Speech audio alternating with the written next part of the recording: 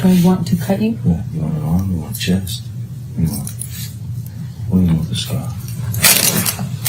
What do you want? Don't cut me. Just don't cut your skin. Please do not cut your skin.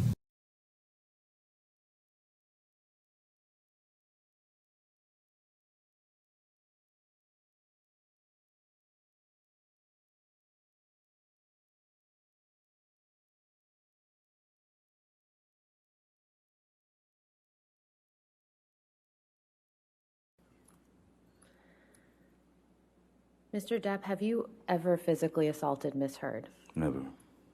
Have you ever sexually assaulted Miss Heard? Never. Certainly not. What have you lost as a result of Miss Heard making these allegations against you?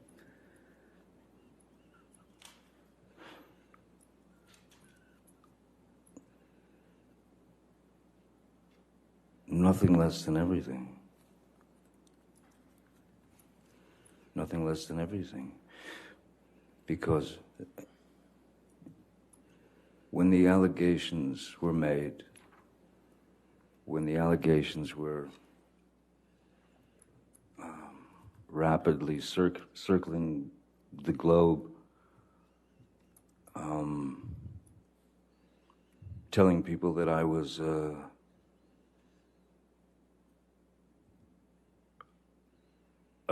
drunken, cocaine-fueled menace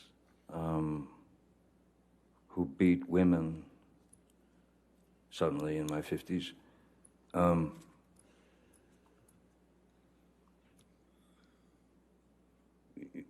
It's over. You know, you're done. So, what did it do to me? What effect did it have on me?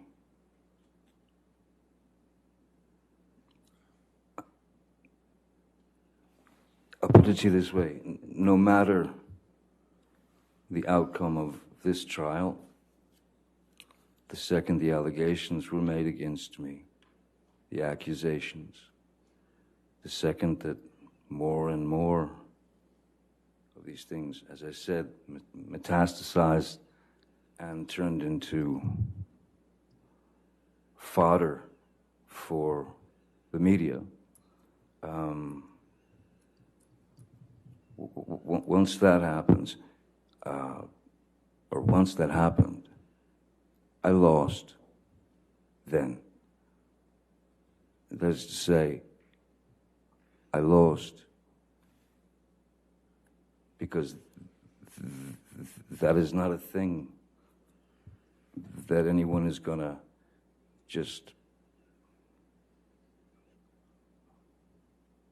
put on your back for a short period of time. I will live with that for the rest of my life because of the allegations and because it was such a high-profile case. So I lost then, no matter the outcome of this trial. I'll carry that for the rest of my days. And it never had to be that way. It never had to happen.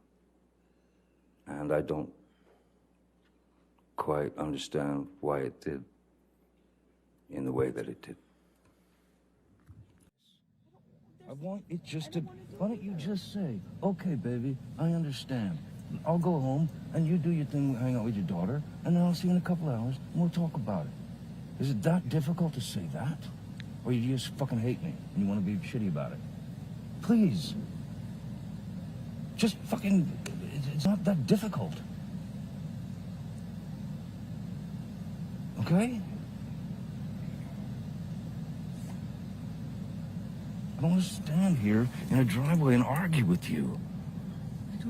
Okay, well, I'll see you in a little bit, okay? Please? Please. The only ambition that I've ever had in my life arrived the second that my first child arrived. And in the instant, which was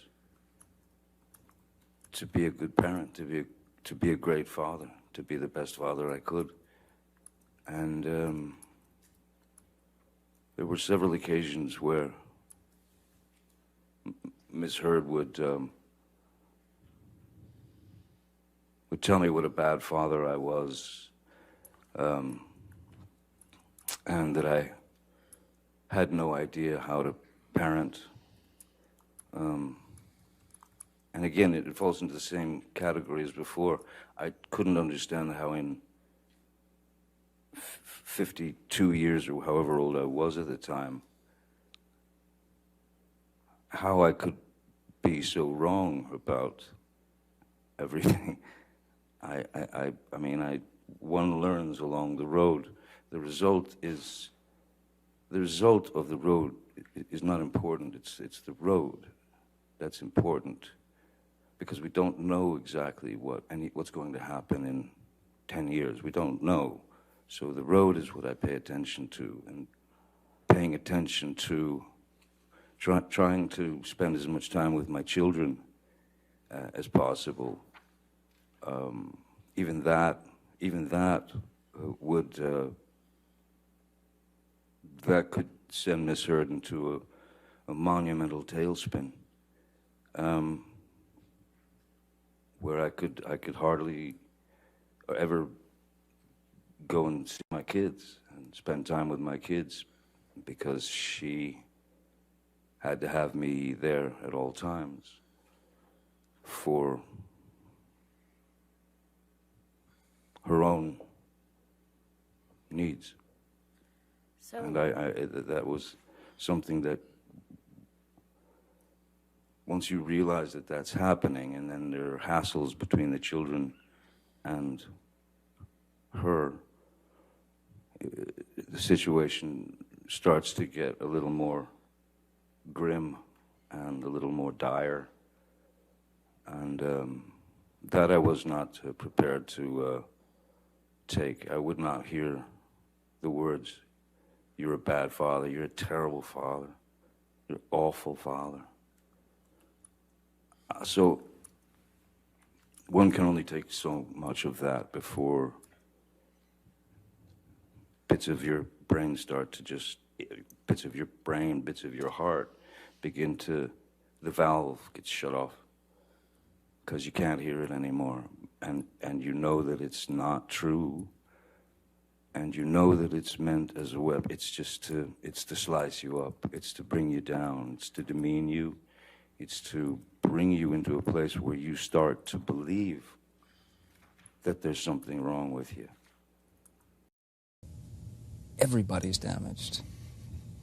Everyone is damaged on some level, and I'm fascinated with human behavior. I'm fascinated with the flaws of the human being. I mean, I'm just fascinated.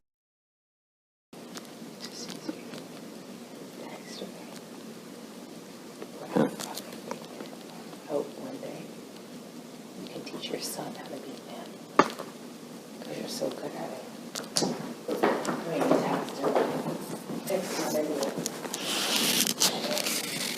You, You're a joke, man. I've tried so fucking hard with you. I've tried so hard. Text it away. Hey, if you haven't learned this shit in 50 fucking something years, you're never gonna learn it. I hope to God, Jack's stepfather teaches him more about being a man than your fucking left nut.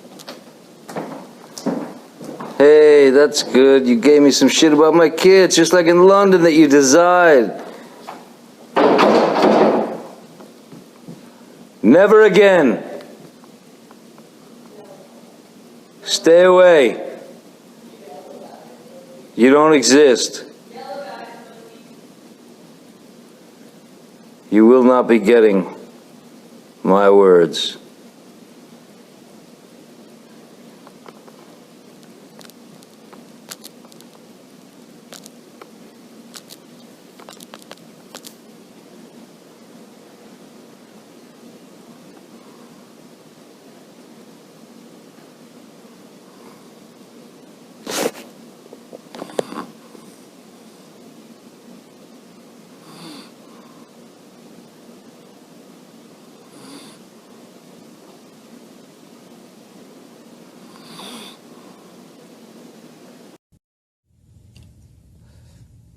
she's everything. The baby is everything. It's so amazing, my little family. It's just so, it's unbelievable. It's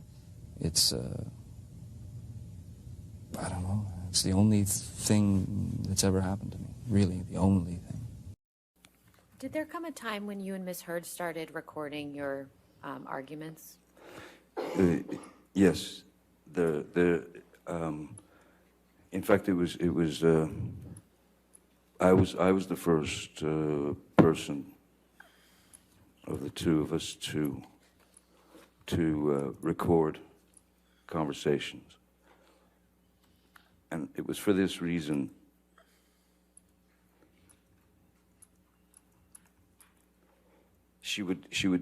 We would have been talking the night before or arguing the night before, and she would say something. There would be these demeaning, berating insults. There would be these jabs. There would be anything to make me feel small and like nothing. So what I thought was, I'm going to record the conversation. And I told her this. I'm going to record. I'm going to get my phone and I'm going to record our conversation because I want you to hear what you've said to me tomorrow. So that because she would deny having said those things. What are you talking about? You know, it was surreal. She had completely denied things she'd said directly to my face in a heated and volatile way. And she denied it, so I went to her and I said, I'm going to record us. And I did, and we recorded the conversation. Amber, listen, here's what I understand, and I don't want to hurt you either. I'm only going to say this. I love you. I love you. And I've always loved you. And I know that, look, you do whatever you feel you have to do. I'm telling you now, it's a mistake to go to court. What did Miss Heard say to you about you recording the conversations between you and her? I mean, initially she said, sure, go ahead. Did that ever change? No, then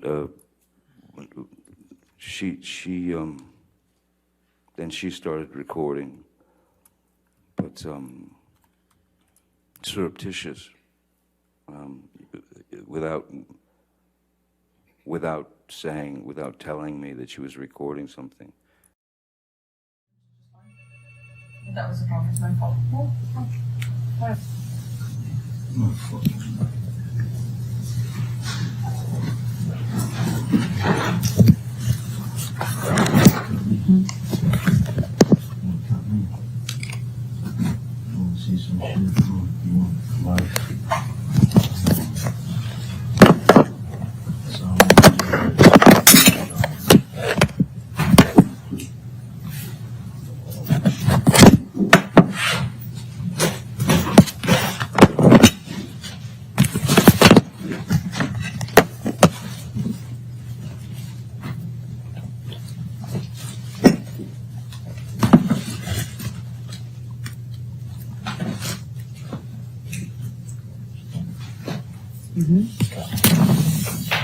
Come in wherever you want.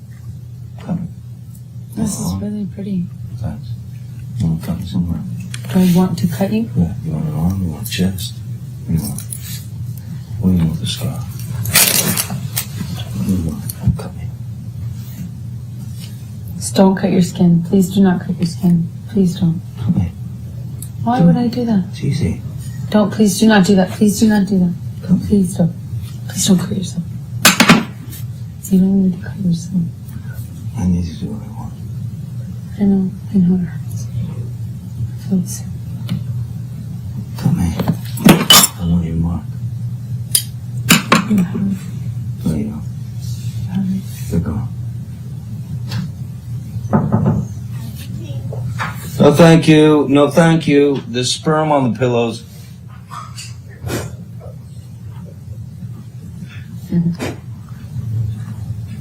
Help me.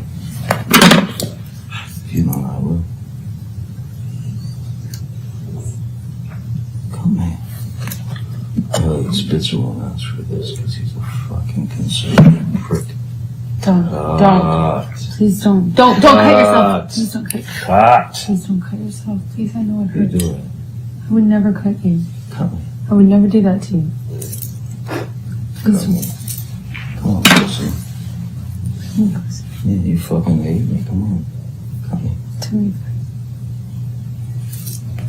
Not a problem. There you go. Stab me. No, my arms. Not on your own. Not on your own.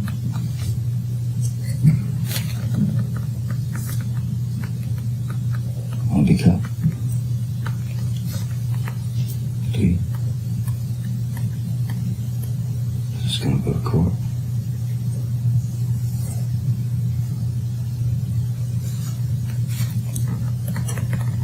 Isn't it tough? No, it's really dull. I have to use the sharp part. Don't do that.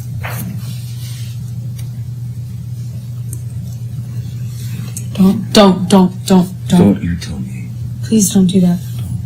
Put the knife down. Just put the fucking knife down. Don't do that. Do not do that, Johnny. Please, you're I gonna want to hurt. look at you. You're gonna hurt yourself. Please I want to stop. look at you. I know you're in pain. Wait. Stop. Please There's a don't. way for the pain to go away. Well, it's not that. It doesn't make it go away, trust me. You don't fucking know. I do know. It doesn't make it go away. Really? Did it make it go away? Yeah. It did? Please don't do that, okay? There's love here. There is love here. There's love here. I wouldn't be here. I have no other reason to be here.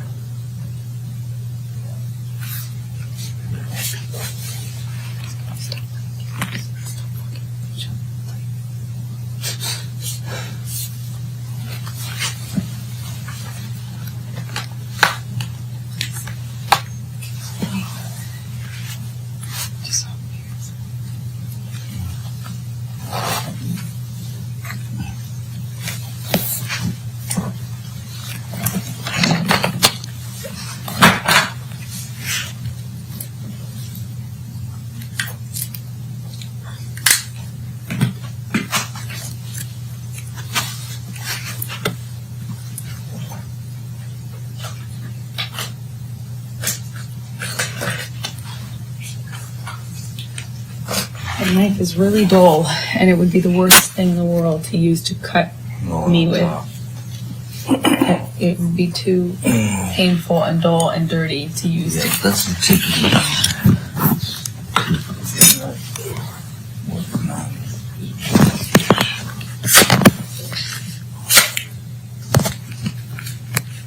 Right? It's pretty.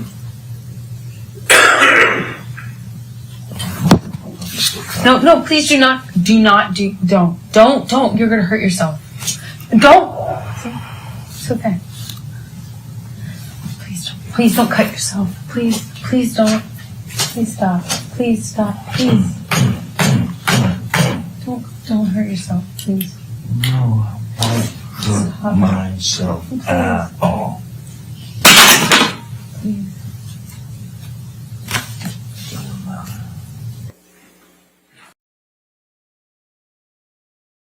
Could you please tell the jury when that recording is from? That recording is from July of 2016. This was a few months after the restraining order had been put on me. I had been on tour through Europe, and then coming through the States, I got messages from Christian Carino, who was both mouth of our former agent, saying that Miss Heard wanted to meet with me in San Francisco because we had one of our last dates on the tour was San Francisco. And I was confused as to why Ms. Heard wanted to meet with me, especially since I was under a court order not to come within, I don't know, 100, 200 feet or something of her. So at first I said... Objection, Your Honor. The question was simply, do you remember when that was from? It's beyond scope. Okay. So where were you when that recording was taken? That was in San Francisco at a hotel room. So we went to a hotel room so that we could finish the discussion that she wanted to have with me. And how did that discussion go? Not particularly well. I was quite confused as to why I had been summoned to her at that point, since all the news was just about the fact that I had allegedly done all these horrible things to her, and so I was talked into going there. I went and met with her in hopes that she would retract her lies that the world was now fed, had been fed, and in no way was she ready to do that, and I couldn't understand why I was there. Everything had been taken from me. My children couldn't escape the fact that all this had gone down. So Objection, I was. Your Honor. The question was, how did the discussion go? And he's talking about his children. It's way beyond the scope. Just talking. Sir, just wait for the objection. Okay. I think he's describing the context around that conversation. Right. It's way beyond the scope of the All question. right, I'll sustain the objection. Next question. Mr. Depp, why were you threatening to hurt yourself in that audio recording? In fact, I wasn't threatening to hurt myself. I thought that Miss Heard had brought me to San Francisco. At that point, it was clear she was under false pretenses. I don't know what she was after. So I had a knife in my pocket, and I just took the knife out and I said, "Here, cut me." That's what you want to do. Ultimately, you've taken everything. You want my blood? Take it. Have my blood. And then she said, "No, no." And then I said, "Look, if you're not going to take it, you want it. I know you want it. That's all I've got left. Take it." If she wasn't going to do it, I would have done it, because that's psychologically, emotionally where I was. I was at the end. I was broken. Not only had I had to deal with everything from coming in from, arrows from all over the world, but now I don't know what she was trying to do. So I just thought the only answer is here. Cut me. Take my blood. That's all I've got left to give you.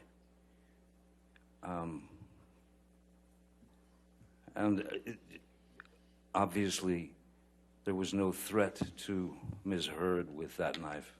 It was about spilling my blood, because I thought that's what the only thing she didn't have at that point. I'm talking about then. I gave you everything I could do. I did everything I could do to make you happy. It wasn't enough. You don't want to be happy, man. I wanted you.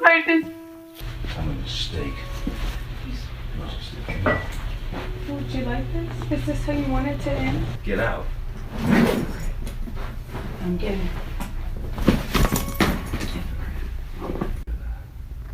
You're recording. Yeah, I am. Go. Hi. I'd like to say hello to David and Paige and say that I love you and I'm sorry this didn't work.